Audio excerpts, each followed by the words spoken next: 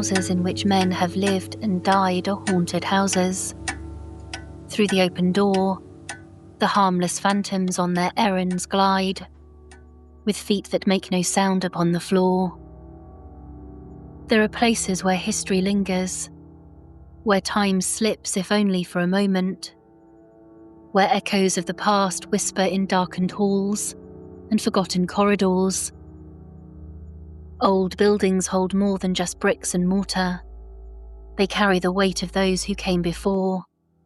Laughter, sorrow, love, loss.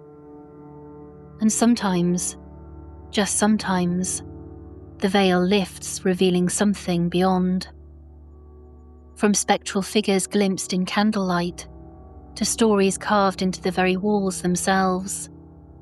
Haunted History Chronicles delves into the history, the hauntings, and the echoes of the past that refuse to fade.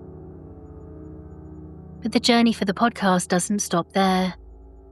We explore the strange and the supernatural, from folklore that has shaped beliefs for centuries, to unexplained encounters that defy reason. Tales of restless spirits, omens, cryptic legends, and mysteries that have endured through time.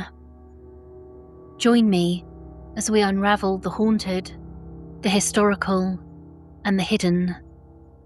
So dim the lights, settle in, and step beyond the veil. You can follow Haunted History Chronicles on all major podcast platforms, as well as find us on social media to share in these stories. Because history, folklore, and the paranormal are never truly silent. Some doors, once opened, can never be closed.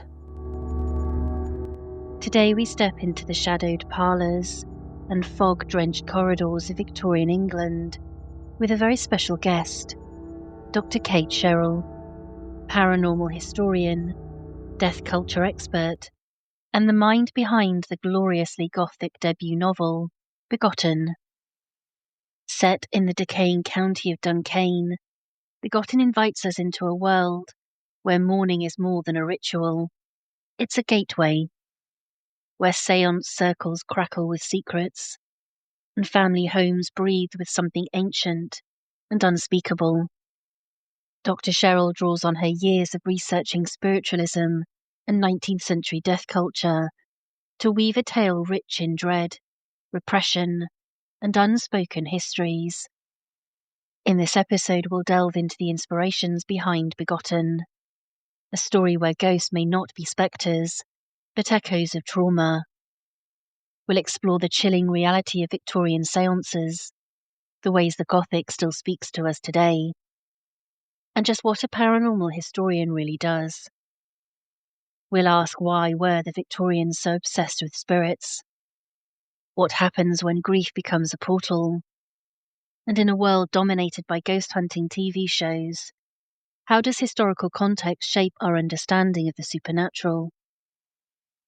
So light a candle, draw the curtains tight, and prepare for a conversation that dances on the edge of the seen and unseen. Because in Duncain, and in this podcast, nothing ever stays buried for long. Begotten by Dr. Kate Cherrell is out now, and trust me, you'll want to read it before the nights start drawing in.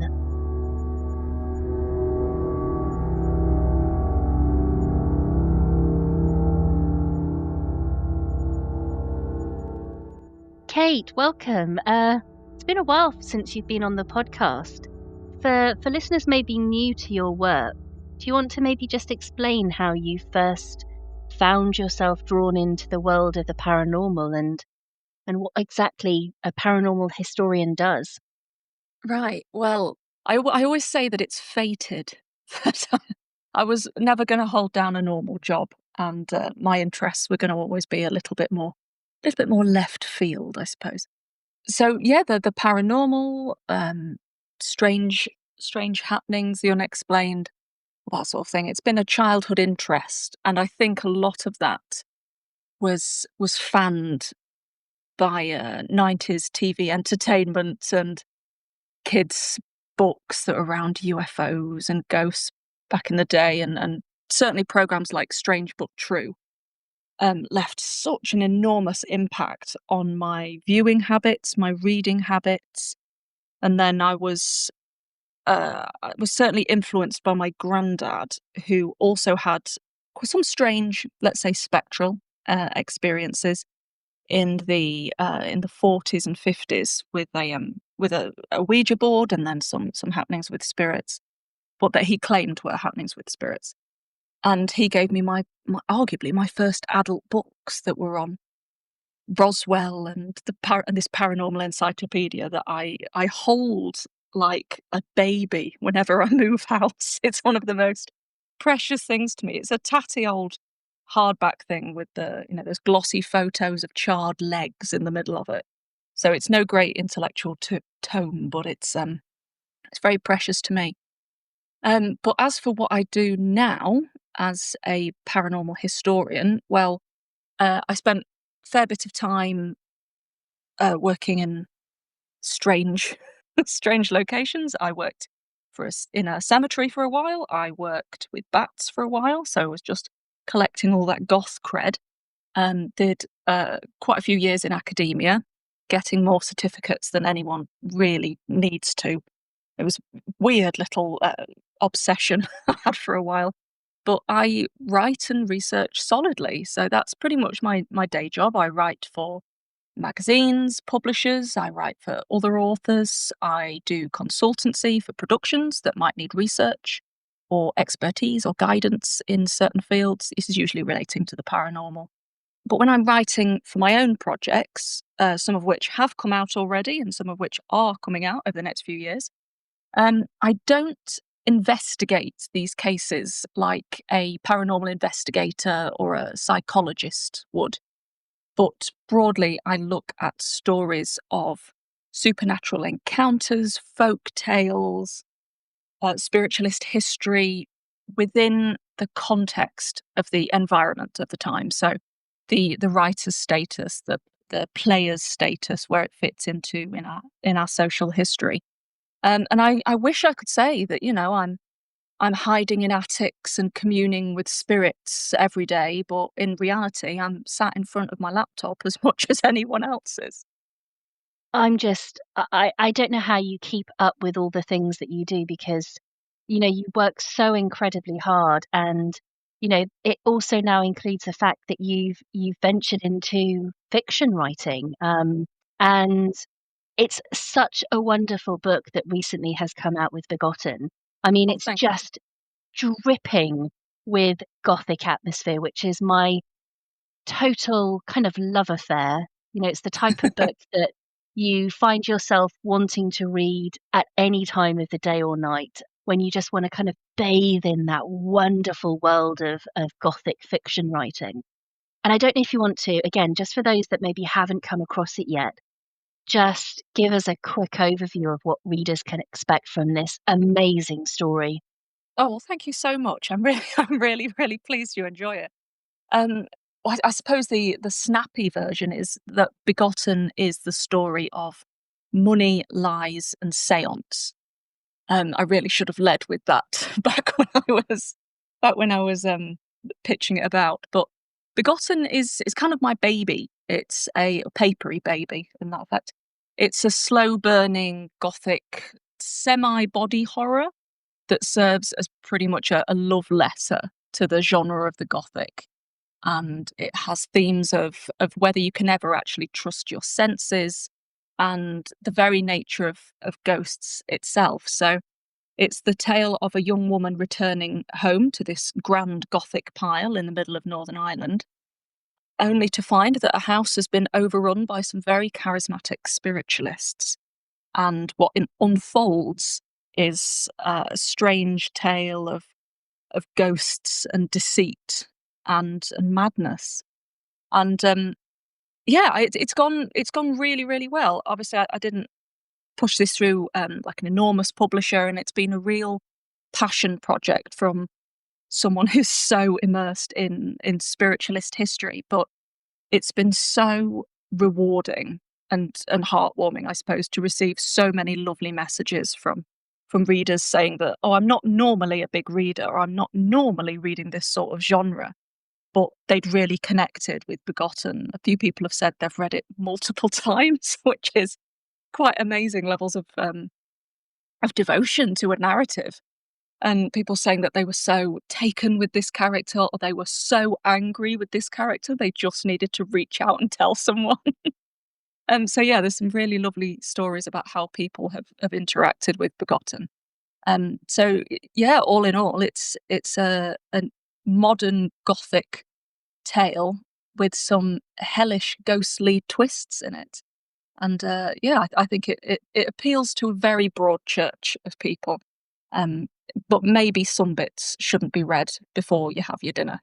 But I think it's this wonderful world of, all the things that I would kind of expect from you in terms of the passion and the knowledge that you have around spiritualism and that kind of world, but it almost then collides with what we expect with, like I said, this Gothic fictional style writing.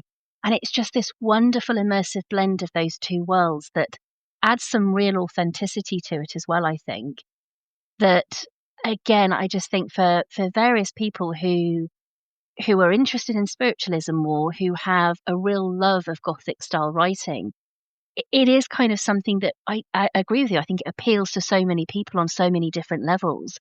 But for me personally, who already loves this style of writing, that level of authenticity and passion, like I said, that comes from you because of your background and your love of spiritualism and your interest in it, again, it just adds that other dynamic and that other layer that for me just I honestly, Kate, I loved it. I thought it was Oh, thank wonderful. you.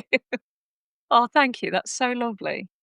And I think one of the other fascinating aspects of the story is the place itself and kind of the feel that that has and what that brings to the story.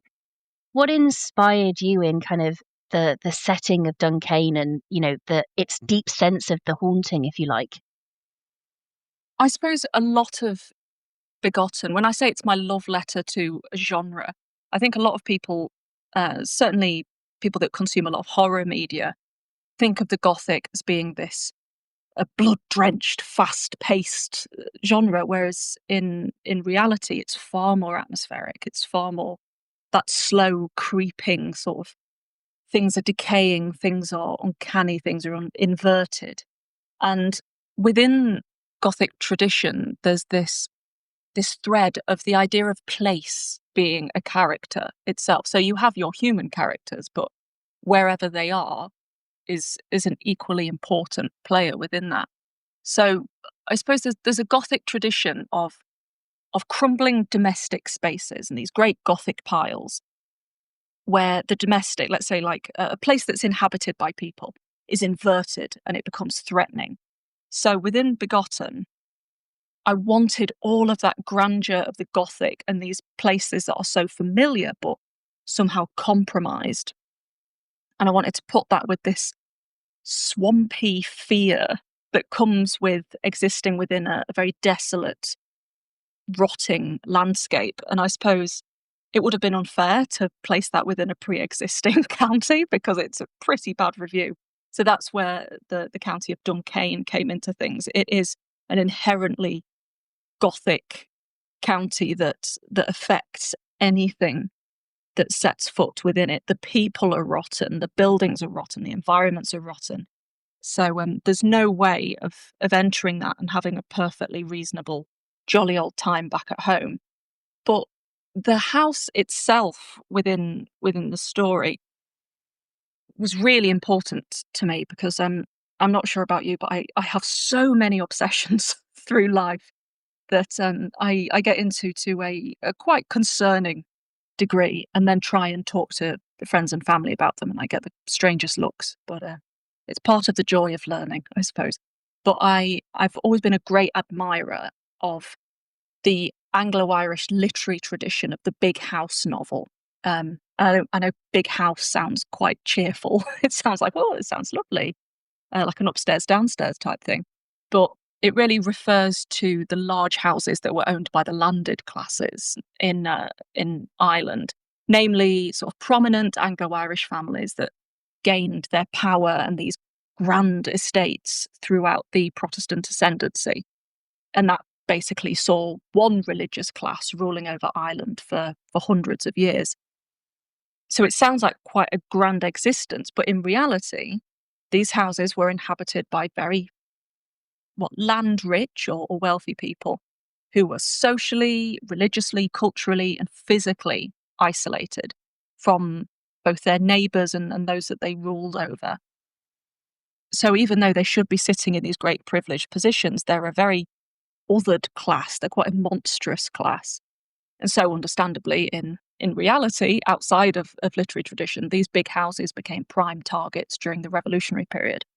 And I think that historical background and the Gothic traditions of isolated existences and corruptive landscapes just naturally came together for me.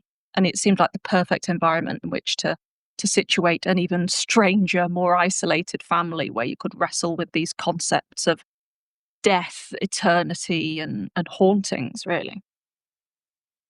It's like the shadow that hangs over everything in the story. I think it's just there. It's that constant presence, which again just enriches the story so incredibly well. Like you would expect from again a really good gothic fiction story. It's just there, ever present in the background, just lurking with Yeah. that, like you said, that slow creep effect that is just something that gets under your skin. That's the way that the setting just hooked me from the start to the very end. It was incredible. Just thinking about it and talking about it now, I've got goosebumps. It's so well written. It's incredible. Oh, thank you. Um, Thank you. I'm very, very much appreciate that. And it's quite strange to hear someone say, "Oh no, this environment you wrote about, it was horrible. It really got under my skin." But it's like, yes, yes, good. I did my job well.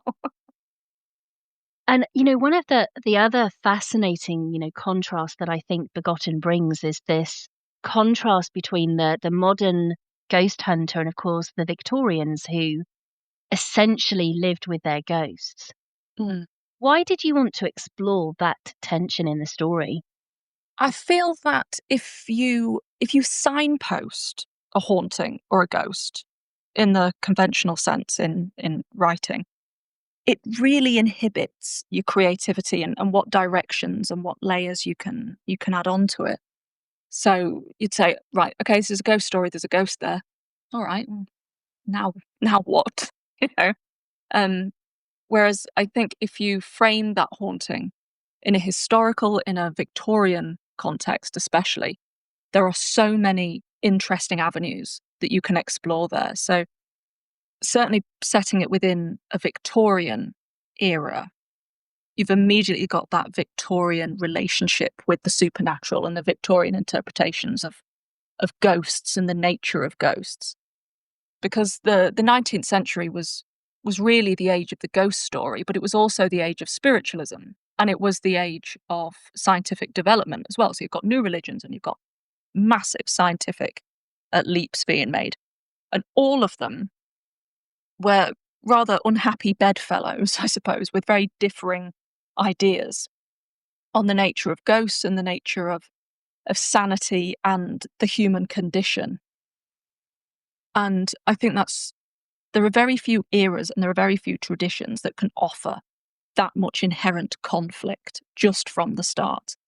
Because ghosts really weren't as black and white as we may see them today, because certainly in the literary tradition and in the Victorian literary tradition, ghosts are tools that people can manipulate and they can signal so many different things depending on what situations you place them in, the circumstances in which they're spoken about, the genders that they're associated with. Ghosts in the Victorian sense are so much more malleable and richer, I would argue, than they are today. And certainly as someone who's been immersed in a deep, arguably unhinged appreciation of the 19th century for many, many years. I don't think I would ever have been able to not write a Victorian ghost story. It's in my blood, I think. And you mentioned earlier, I think, some of the key themes, themes like madness and repression that come through in the story. And again, I think it's one of the masterful things that you do with Begotten, the fact that it doesn't just deal with hauntings, but it goes into some of those other elements, like I just mentioned, madness, repression, the silence about women's voices. Were you intentionally, subverting Gothic tropes like the idea of the fainting heroine, the damsel type thing, with what you were trying to put together here? Oh, absolutely. Absolutely. My obsession for the Gothic, and certainly writing Gothic, began with that straightforward line of I want a real Gothic heroine. I don't I want a subverted one. So it was really important to me that I made a point of, like I said, subverting that fainting heroine trope, because as much as I adore the Victorian traditions and the earlier 18th century traditions, I love Anne Radcliffe. Um, I feel like when you're writing a neo-Gothic novel, when you're writing it for an audience of hopefully empowered women, um, very few people would have the patience and the tolerance for me to follow entirely in that Gothic tradition of a weak woman. And within certainly Victorian ghost stories, the framework always is that Gothic heroines are brought back down to earth and back to their good feminine senses through a marriage to a good man, or back under the control of a father, all of which is wrapped up in this explained supernatural. So the ghosts aren't real, and thankfully the men come in to save the day. And I certainly didn't want that as part of my narrative. I wanted all of that to be completely inverted. And like I said, not least because modern readers would really be unlikely to want to follow a very weak woman who's just fainting at shadows all the time. But saying that, the protagonist, Alice, her naivety, her foolishness, and her love for her family are really all qualities that we've inhabited at one time in our lives. So while her environment and her circumstances might not exactly be relatable, I think we've all wanted to puff our chests out in the right circumstances, and we've wanted to be far grander than we are. And we wanted to be that Gothic heroine running through corridors holding a candelabra, but we want to do it on our terms.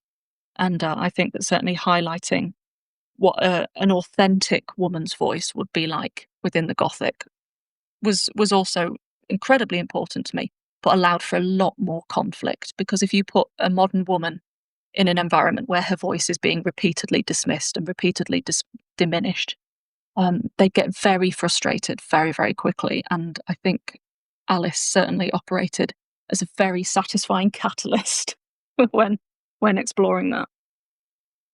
And I think you just said something that just gave me that aha moment, because I've just recognized why I love this style of writing so much. I mean, for me, it goes back all the way back to my university days, because my dissertation was on the Gothic novel. Oh, brilliant. Um, and so it was a year-long research project. So it was a real passion project.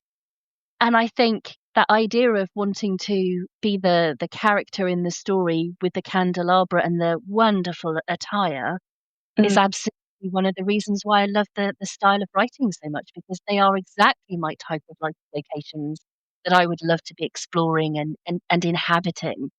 Um, and I think the fact that you have given this modern lens through which you can explore the characters and bring something new and refreshing to that, I think is one of the reasons why I love this even more, because it feels more authentic to who I am instead of the fainting damsel. So it really has kind of brought those two things together. And I think, yeah, I just think I had that aha moment as to, yeah, oh, that's why I brilliant. really do like those. And that's why I love this so much, because it just flips that little part of it on its head, which Mhm. makes it infinitely more satisfying, which is incredible.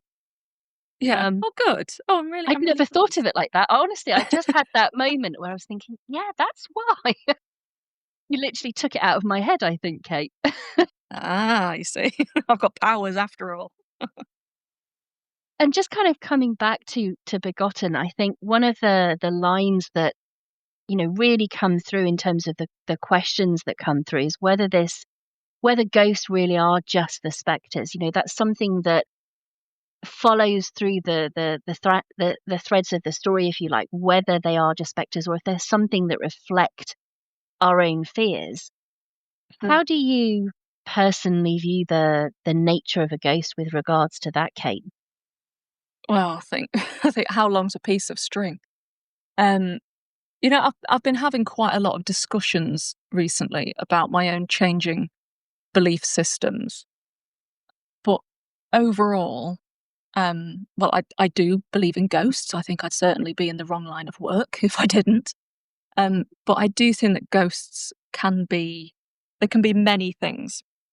They can be projections from our own subconscious, so they can be sort of a secondary part of ourselves. They can be quite often just a misinterpretation of a natural phenomena, which doesn't make that experience any less real. But I think if you interpret a natural occurrence as a ghost and it's a ghost in your mind, I think that can still be recognized as a version of a haunting, a version of a form. But I also believe that ghosts can take the form of residual energies, like when you walk into if you walk into a building and you just think, this doesn't feel very welcoming, or something's not right here. That weird little sixth sense that we all have when you just feel something's wrong. That's before we even get into, you know, believing that objects or materials or crystals or anything like that can hold energies or hold memories. But I do believe that there are sort of these echoes that the cycle in certain places, and sometimes you can tap into them in some way, and sometimes you can't. And then, of course, as I believe, there are occasional ghosts that are sort of intelligent humans, albeit intangible ones.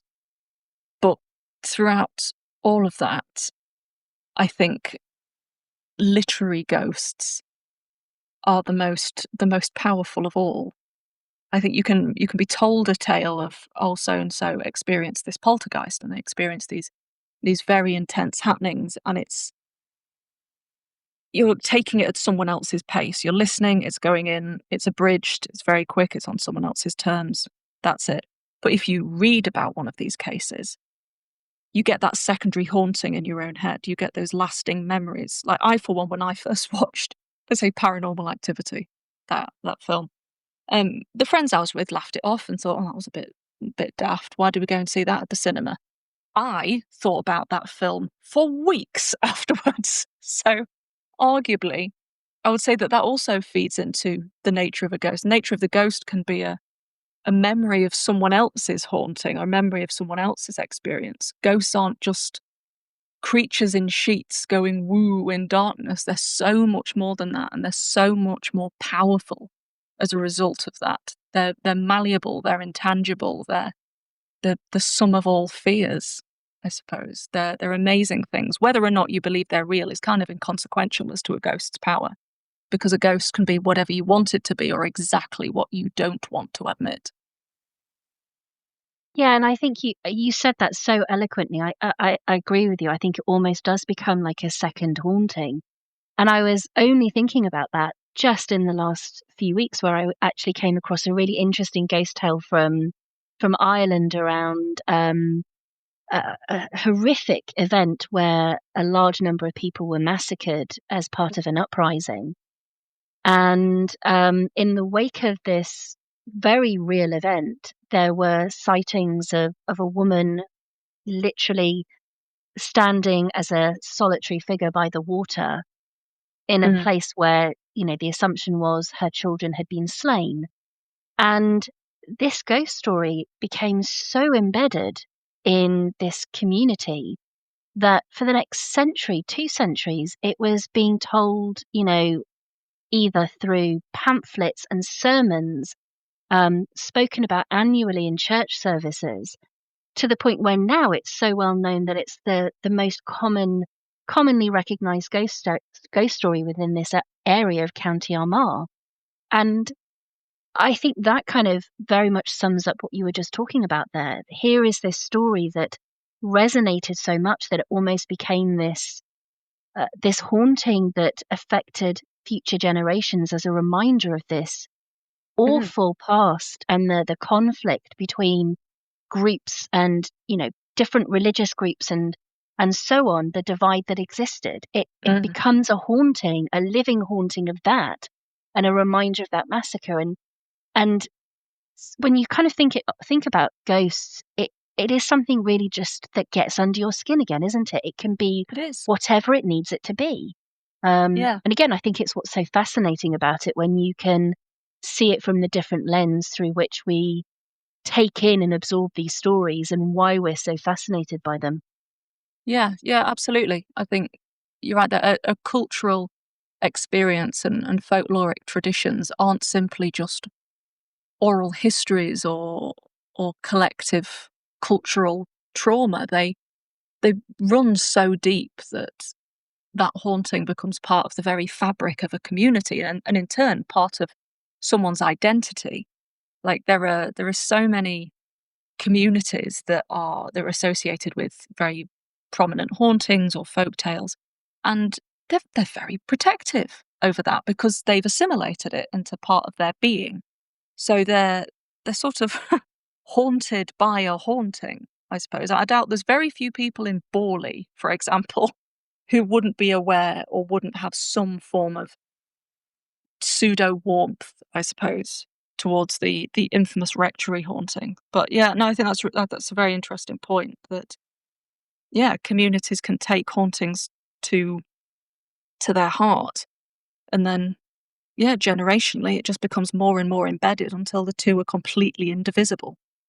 And obviously, having studied the Victorian obsession with ghosts yourself, Mhm. um, why do you think they were so captivated by the supernatural? I wish I could say that it was because of some great spectral happening when loads of people suddenly started seeing ghosts. But I arguably think that the Victorians were so obsessed with not just ghosts, but the supernatural broadly, because of industry and because of the periodical presses. So, ghost stories, as we know them, they've always had a deep and entrenched oral tradition where tales were told just between between people or between communities. But when the new magazine presses and magazine culture occurred, it allowed for this very quick and cheap production of short form sensationalist stories. And it's weird to think that one day magazines existed because they're just such a normal part of everyday life. But industry brought us, and the Industrial Revolution brought us these periodical presses. And these cheaply made periodicals, these newspapers, magazines, they needed a lot of content very quickly. And ghost stories or sensationalist supernatural stories were brilliant. They were the perfect genre because they could be written to order, they could be spun out over weeks or months, or they could be cut down to size. They could be replicated. They became a template for themselves. So Ghost became sort of the darling of the periodical presses. And this is just talking about genre fiction, because outside of that, of course, you've got the different spiritualist and occult movements that had their own separate periodicals. But broadly, these periodical ghost stories, some became immense successes, like A Christmas Carol was never initially published as one solid story. It was a serialized story in 1843. And these sort of tales become these ghostly tales rather, they are the ghost aspect becomes this base layer, a bit like this is going to be a terrible analogy, a bit like a plain Victoria sponge, you know? And then on top of that, you decorate it with romance, horror, or in the case of A Christmas Carol, you decorate it with Christian morals or adventure. And so it just became this very, very useful base that genre fiction just bloomed over. But with outside of periodical presses and outside of ghost fiction, I think broadly looking at the impact of industrialization, you've got the birth of new cities and you've got this mass movement of populations from rural communities to these newly and hastily constructed, very cramped urban areas. And so you've got this scary and unfamiliar wave of urbanization. You've got these new environments that were very dark and they were towering and quite often damp and unappealing. But also those who went from rural communities or smaller towns into service, so working as servants for the new middle classes. These were generally young people who had meagre wages that meant that they could participate in periodical culture, they could buy these magazines, and they were experiencing these new, unfamiliar, big houses with strange people, strange noises, strange darknesses. And so the ghost story, and certainly the environments of the ghost story and the Gothic, mimicked their new, unfamiliar experiences.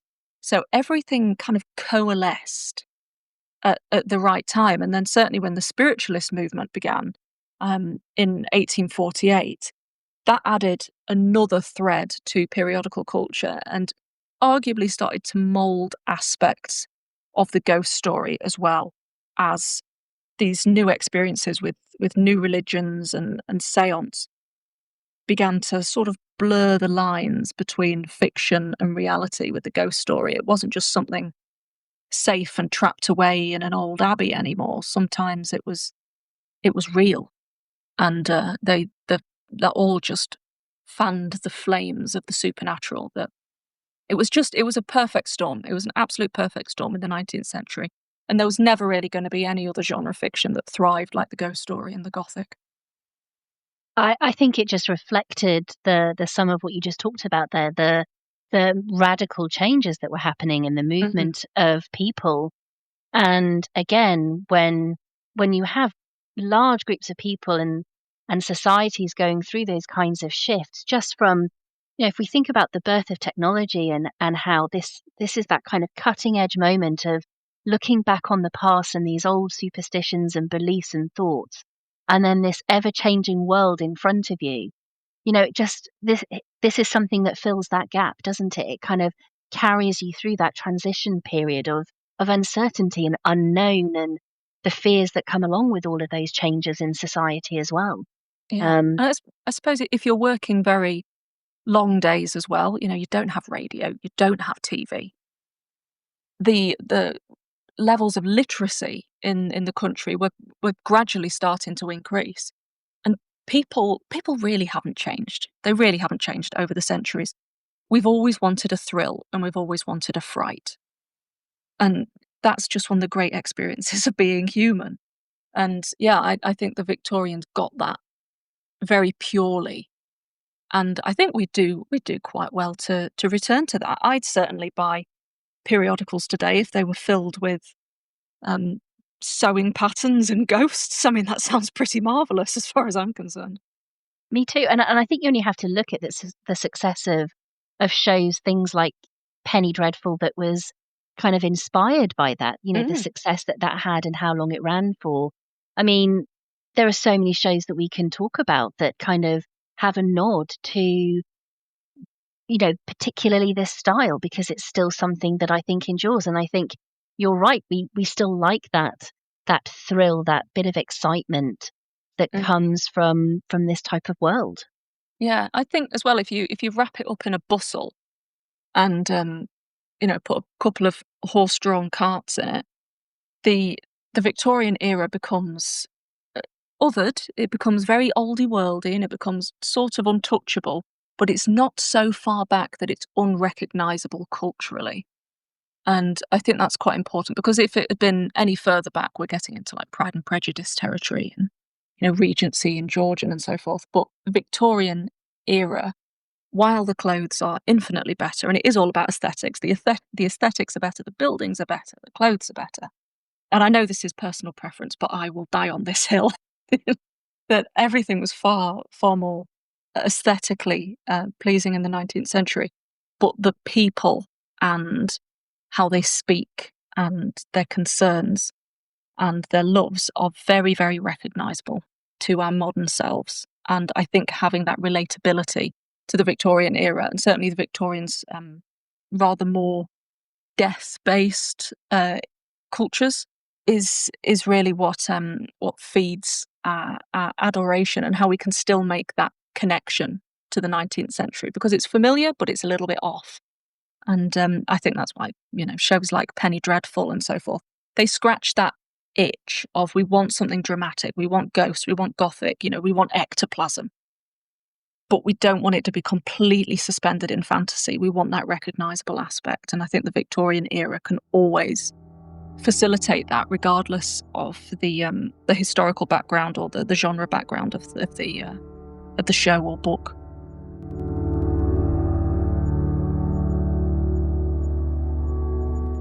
Did you hear that? Sounds like the spirits are reminding you that you can support Haunted History Chronicles. If you love delving into the eerie and the unexplained, why not help keep the lanterns burning?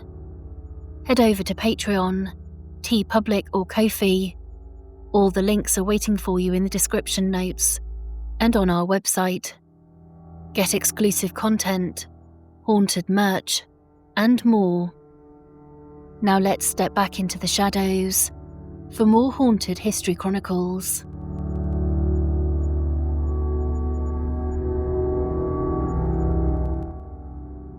Just coming back to something that we've touched on briefly. I mean, again, very much part of this society in terms of that kind of thrill, the kind of the aesthetic of it all, the glamour of it all, the excitement of it all.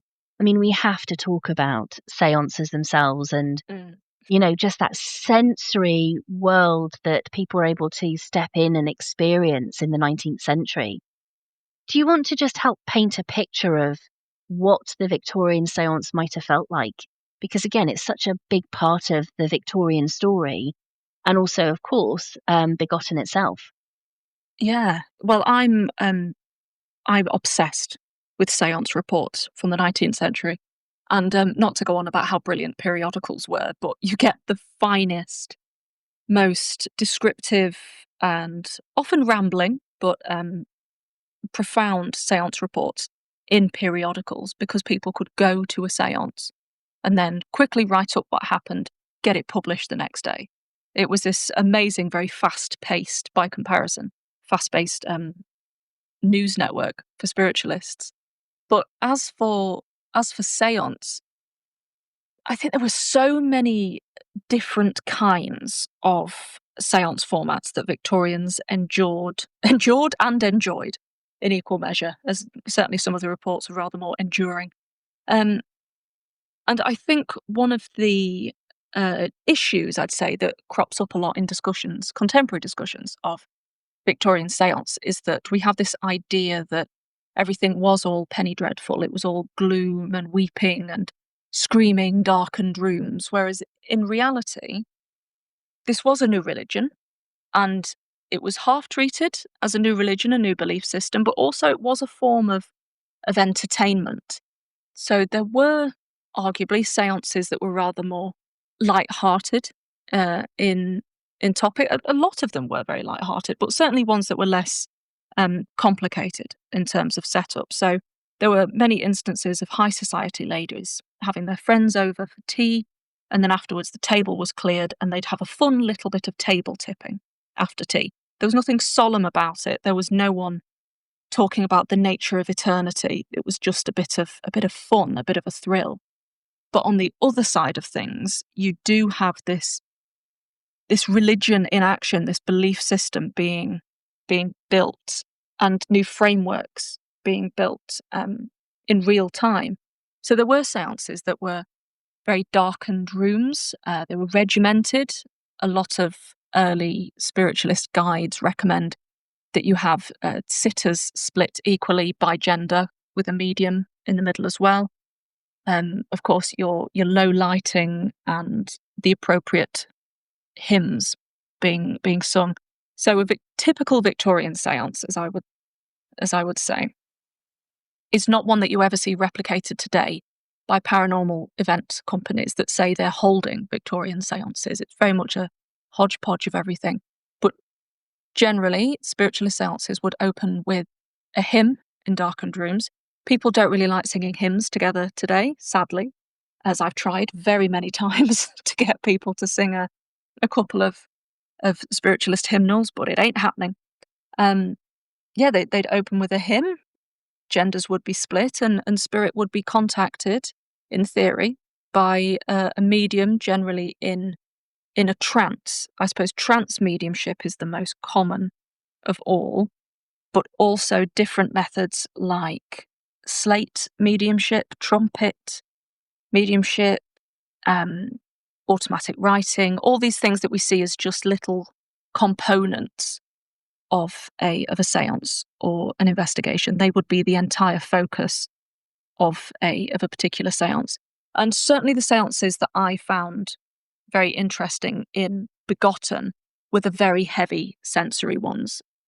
So when we consider Victorian séances, we think about sight, I suppose. If it's darkened in a room, we don't see a lot, so our senses are heightened. They play havoc with us. What we hear is really important. If you hear a voice and your senses are dulled, you can attribute so many different personality traits to that voice. And that played into the hands of a lot of fraudulent mediums very successfully.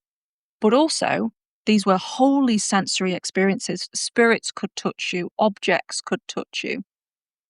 On several occasions, a sort of spirit perfume was reported as having dropped onto the heads of sitters. And so scent was an enormous part of the séance experience as well. It wasn't necessarily all perfume and pleasant things like that, but a lot of spirits were said to have announced their arrival in certain séance rooms by producing very pleasant floral smells. You get a lot of lilies and violets and so forth. But also, then when things get a little more extreme and we start getting into the age of the materialization medium, and you start experiencing the wondrous world of ectoplasm and all manner of regurgitated stuff, that séance rooms must have smelled quite badly. So you would have had the smell of stomach bile, and you would have had the smell of luminous paints that were ingested by certain mediums. So they were wholly all-encompassing sensory experiences. And some mediums that I find particularly interesting are ones whose work I tried to reflect in Begotten as well. Because there was a thread of mediumship where apports or gifts from the ether, gifts from the spirit realm, were produced literally onto séance tables, which was kind of a novelty for many mediums, but it was also quite a terrifying reality of a lot of Victorian and early 20th century spiritualists. And I found that so compelling that you could go to a séance and a medium would say that I am so powerful. By the end of this sitting in darkness, the lights will go on and you will see the séance table completely covered in, let's say, gemstones or fresh flowers or fresh vegetables or trees. There are so many accounts of all manner of just mad stuff being dumped by spectral intervention onto a séance table. Even on one instance, a medium herself, was said to be spiritually grabbed and transported across London and plopped onto a séance table, where she then rejoined the séance that was in action. So I find this apport element to Victorian séances to be one of the more frightening, because it's the immaterial becoming material. And so having instances like that in Begotten, where séances were shown to be both fun and perhaps fraudulent, perhaps real, we have to ask ourselves that, and then having instances of quite extreme séance activity was a way of showing the two the two extremes of the spiritualist experience and of the seance experience. But certainly the Victorian seance was far more dramatic and far more intense at its peak than anything that we'd see in seance rooms today. Certainly in terms of manifestation and materialization mediumship or physical mediumship, where spirit guides are said to enter seance rooms. Many people still believe in physical mediumship, and I've heard a lot of accounts of people that are very much entrenched in that tradition. But certainly with the Victorian tradition and also with the advent of photography, we get to have these little glimpses into the reality of what these spirit guides were. And very few people try and replicate that today in spiritualist seance or in any kind of paranormal investigative context. That you don't see people very often sat alongside a physical version of their spirit guide covered in ectoplasm. So yeah, there are great differences. But also the Victorian seance was so extreme and so physical and so tangible that to try and reconstruct that today would take so much effort and so much pre-planning and control of that arena, of the seance arena, that I doubt anyone really would attempt to. Even cabinet mediumship today and things like that, they're generally conducted not within cabinets as we knew it back then, not behind fitted curtain rails. They're in like pop-up tents. So some threads are continued today, but generally the Victorian seance was a sensory dream and a sensory nightmare in equal measure. And I don't think people really fully understand precisely that dualism that comes from them. I don't think it's something that we can ever really fully understand unless we've experienced it. And again, I think this is the beauty of Begotten. It allows you that small sense of that world, and again, with your knowledge and your passion for it, you can bring that to someone to just begin to kind of deepen that understanding of what this complex world was like, and again the levels that it kind of had in terms of just how encompassing the seance could be, and to experience that. And I think it allows people to explore it in a way that maybe isn't necessarily something that they were aware of or as fully informed about. But the novel is such a great way to again bring that world into the story itself and allow people that glimpse into this world, because it's so fascinating, the Victorian seance, and so misunderstood at the same time. And there's so many layers and complexities to it that, I think it's a subject that the more you look, the more you peel back more layers of understanding. And it's just such a rich world in terms of the experiences. Um, Mm. so yeah, it's a fascinating aspect to explore within the story itself. It's masterfully done. Oh, thank you. Thank you. Yeah, I think it was very important to me to show different aspects of Victorian spiritualism, that it wasn't all holding hands and singing hymns, that it was also extremes where a real suspension of belief and a real suspension of skepticism was necessary. So if we could maybe just touch on some of your other things, other projects on the go then, Kate, because again, we talked about at the beginning how you are such a busy person. And, obviously you've been working so hard on so many different projects, including being part of different paranormal TV shows and everything. What's it like for you being part of that world? What's it like behind the camera exploring, again, the wonderful world of the paranormal? It is enjoyable. It is enjoyable. I think for anyone that's self-employed, some days can be very, very full on. They can be very, very intense. But certainly a lot of the experiences that I've had over the last few months, like you say, I've had a book published. I'm just about to hand in my manuscript for my next one. I've done so many live lectures. I've co-hosted a festival. I've done a handful of TV shows. It's fantastic. It's very intense, and you need to be ready to go at the drop of a hat. And that's quite an intense position and quite an anxious position to put yourself into if you're straddling so many different types of work and media outlets and so forth.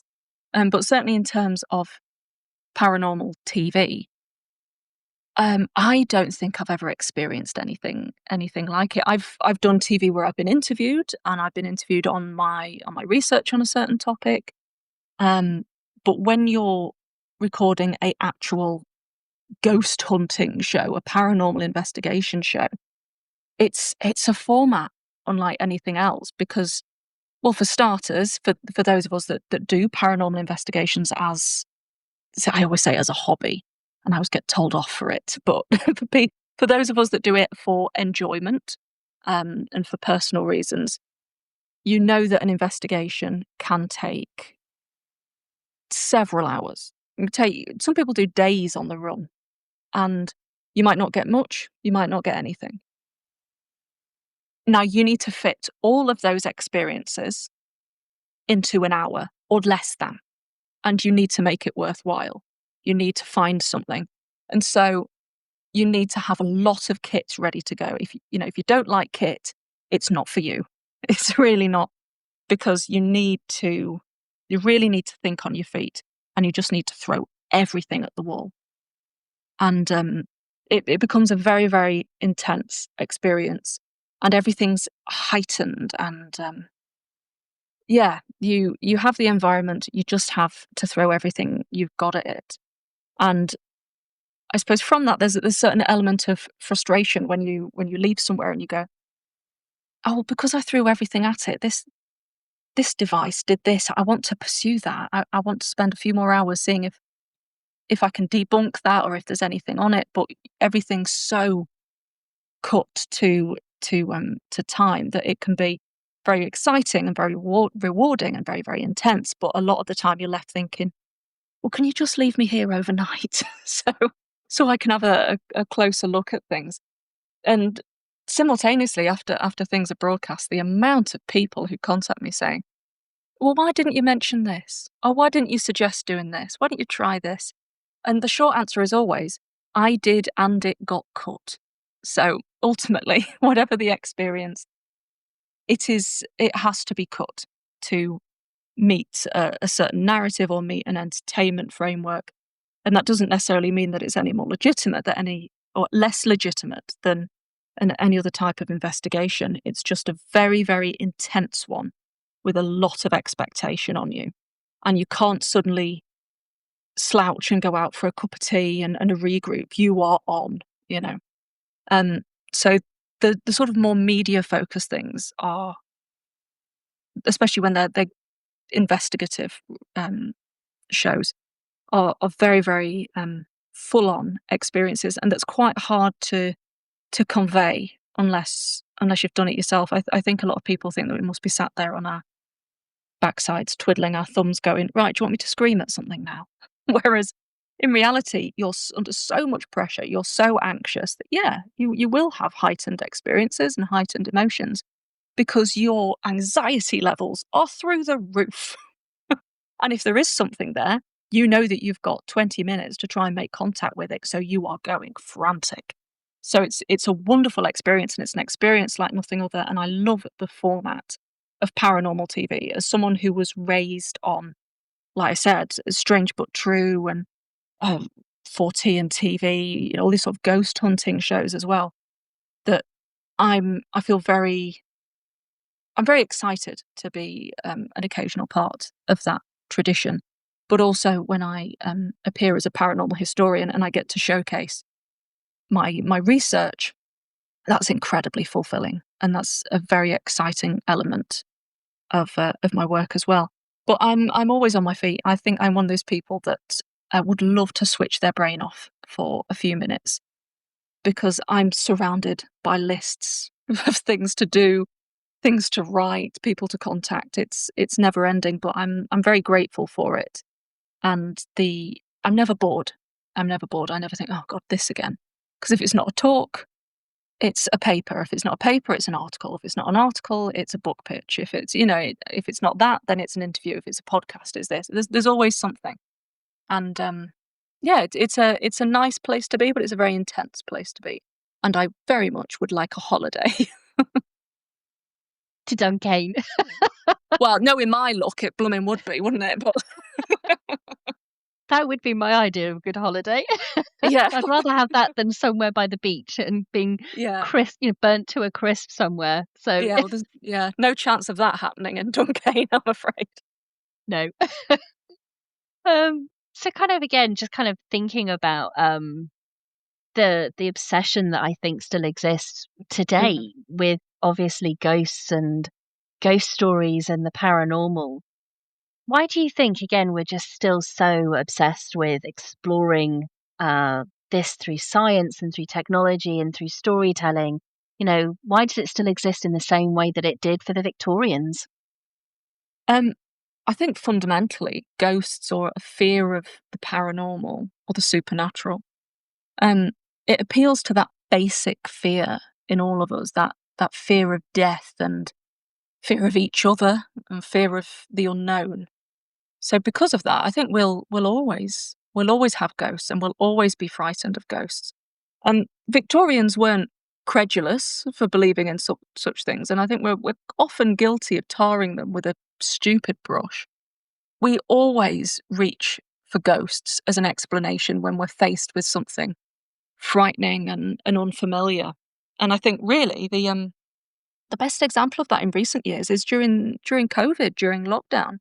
The amount of reports of paranormal activity and people having strange occurrences in their homes skyrocketed during COVID. And I think that's also why we had this secondary wave of interest in the paranormal, because people who would ordinarily go out of the house to work were now suddenly spending all of their time in this environment. And it was at hours where they weren't used to being at home. And they were having these new interactions with buildings and space and the sounds that those spaces make and the creaks and the unfamiliar shadows, all while we were constantly being surrounded by media about death tolls and this unseen evil that was in the air around all of us. And so I think that's kind of the perfect representation of where ghosts can never die because during COVID we were terrified of disease, but we reached for ghosts. People were absolutely terrified of supernatural happenings, but when there was a real intangible fear outside of us. So I think we're always going to have ghosts for entertainment. We're always going to have ghosts in any type of media we consume, but also whenever an environment faces us that is unfamiliar or appeals to any of those Gothic or supernatural tropes that we consume in media, even if it's just visually. Like if you stay in a very old hotel, chances are of you getting in your head about there being something spooky going on are far greater than if you were staying in like a travel lodge or, a Premier Inn or something. So ghosts are omnipresent. And as always, it doesn't matter whether or not you believe that ghosts are real because culturally and socially they are so powerful and they have the ability to move entire communities and entire mindsets. Um, So I think, yeah, ghost stories appeal to those fears in all of us that demonstrably are still very, very present and very, very powerful. And much like the Victorians, we still like a good thrill. We still like a good fright. And ghosts tick all of our boxes. You can keep your zombies, you can keep your vampires, as lovely as they are. But the most powerful of all of those is ghosts. Because it's the familiar. It's the familiar and it's the transported. What advice would you give to people maybe listening then that are curious about the paranormal or want to kind of pursue it more seriously, if you like? Where would you suggest they start? What would your advice to them be? I suppose if you're looking at encountering the paranormal outside of just like a casual hobbyist, this isn't just my personal approach to things. I would always say read and read everything, read widely, read contemporary stuff, but get your backside onto the older basic materials. So just to increase your own understanding of the paranormal and of just the human existence, I always think the best thing that you can do is read the experiences of others.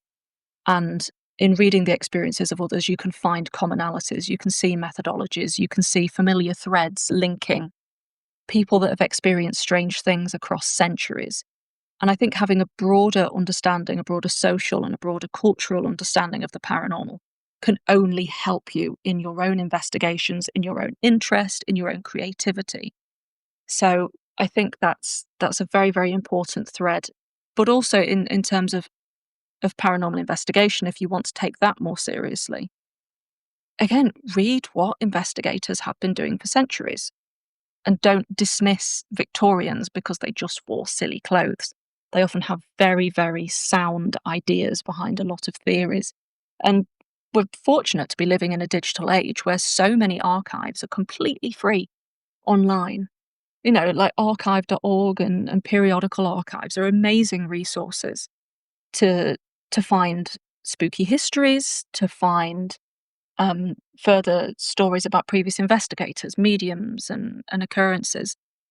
So I think as much as it's good to go into spaces and have no idea of what's happening, what's going on, a good bank of knowledge will help any situation within the paranormal.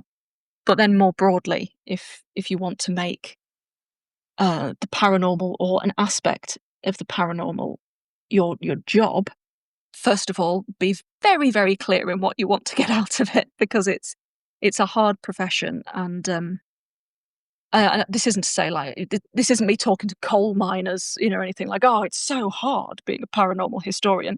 In the great scheme of things, I'm not down a pit. I'm not on a oil rig.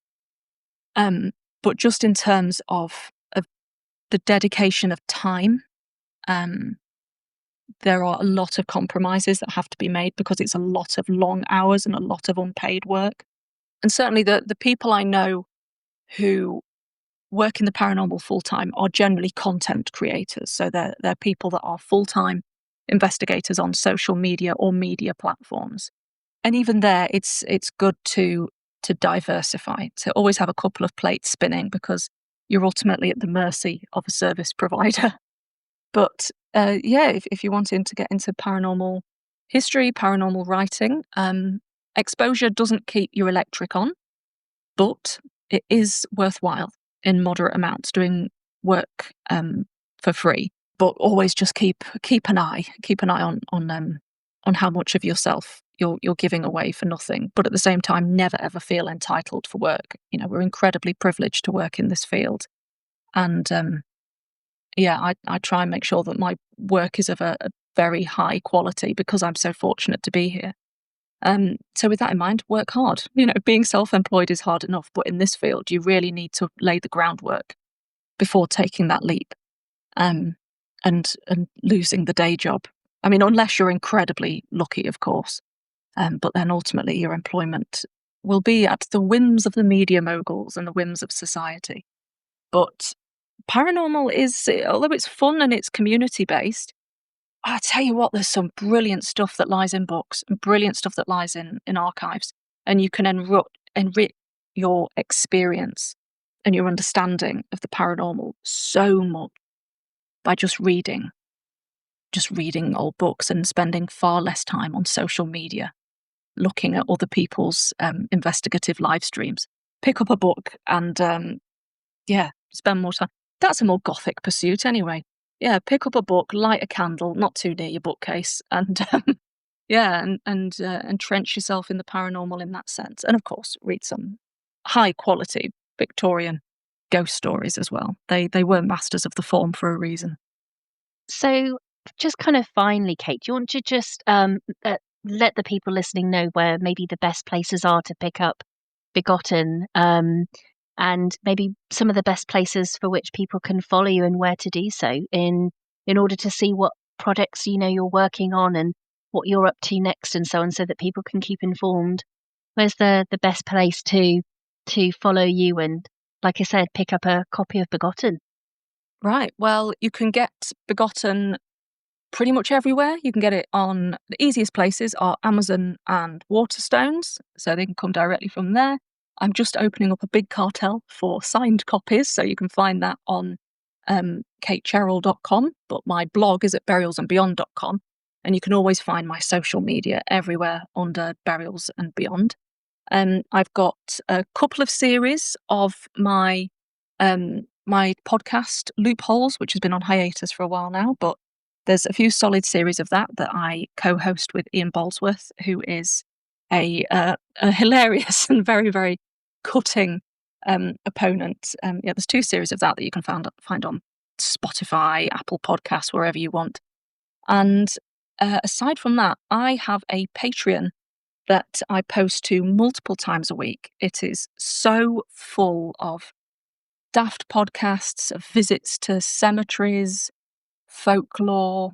It's one of the most dense and rewarding things I've ever done. It's dirt cheap to get on it, and you get tons of content and a massive, massive archive of videos, podcasts, articles, my deepest, darkest thoughts, and quite a brilliant, weird little community are all on there. And it's patreon.com/burials and beyond.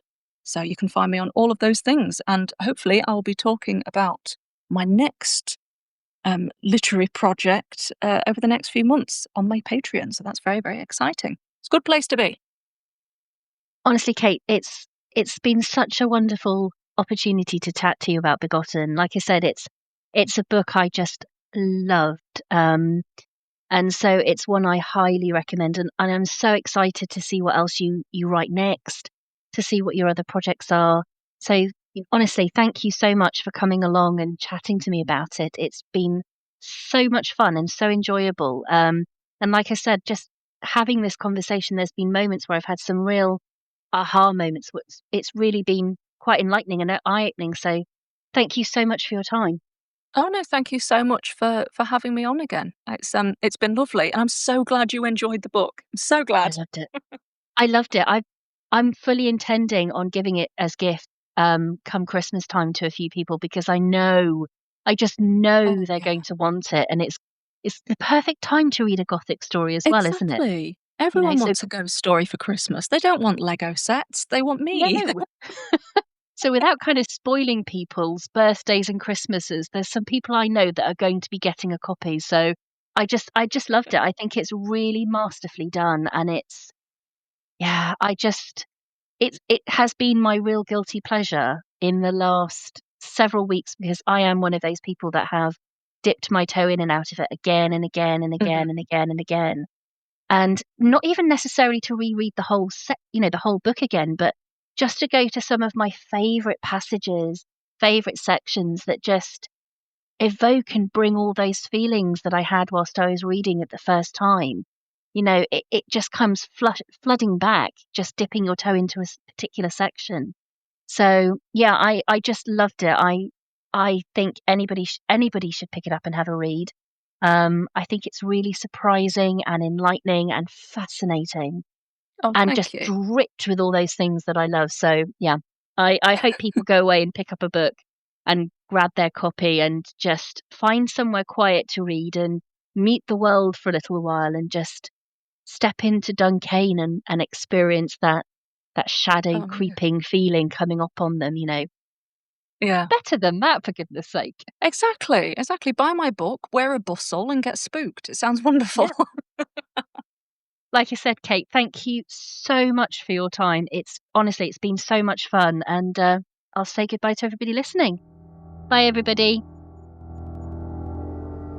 Thank you for joining us on this journey into the unknown. If you enjoyed today's episode, please subscribe, rate, and leave a review on your favourite podcast platform. You can follow us on social media for updates and more intriguing stories. Until next time, keep your eyes open and your mind curious.